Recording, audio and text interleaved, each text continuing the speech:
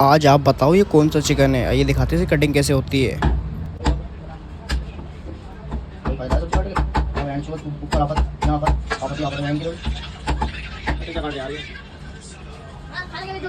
No idea.